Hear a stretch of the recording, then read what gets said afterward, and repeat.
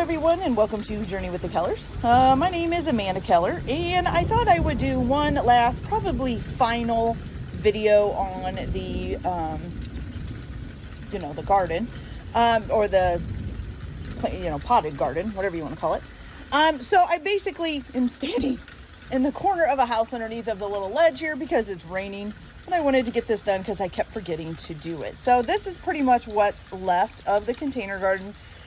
Most of it is about done. The tomatoes, there's a couple that are, well, there's one that's probably ready to pick. But none of these big tomatoes actually came out very well. It's kind of weird. They kind of came out squishy instead of hard, and they keep getting these weird stripes in them. So I'm not sure why that is. We didn't really get a whole lot of big tomatoes. I think we only got like a couple of them. The little tomatoes, though, next to it, and as you can see, there's another one that needs to be picked.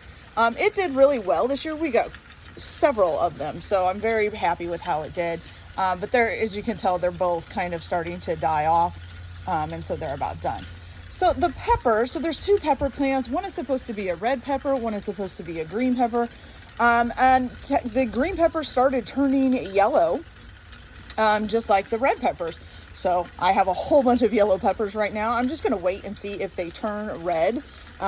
So green peppers are actually non-ripe peppers. So I figured I'll just let them keep ripening for a little bit, see if I can actually get them to go red, because I have not had any go red at all yet this year. But there are several on here, as you can see. I mean, look at all those. I have tons of peppers on there.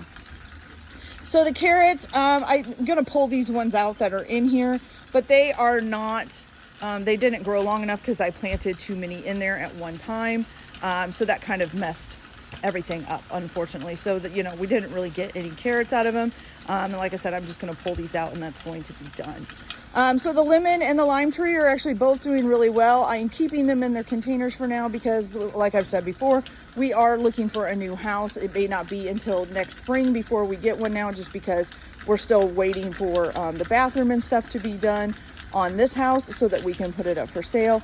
So it may be something that doesn't happen until next spring. So for now, I'll just leave these in their containers and then hopefully plant them in the new house when we get there.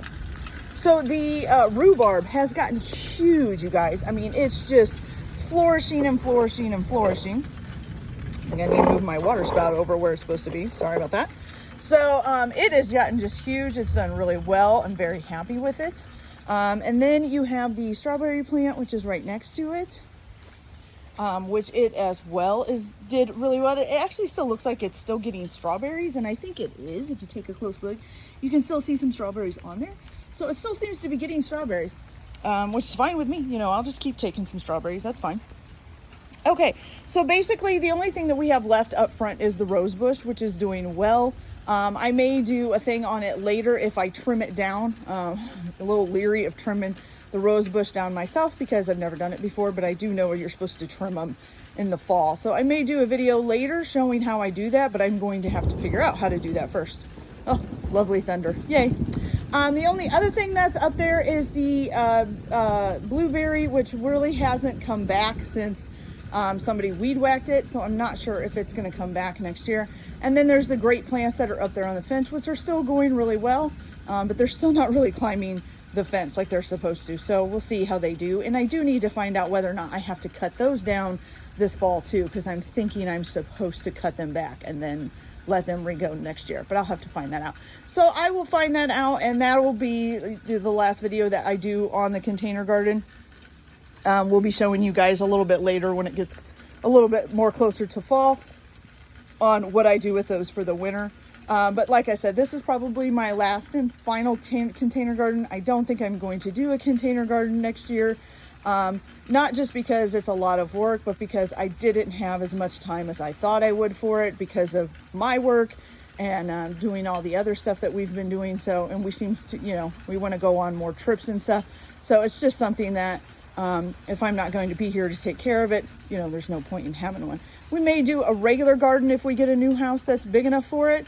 Something where I can just put a hose out there and, just turn it on and spray it, or maybe even put a timer to turn it on.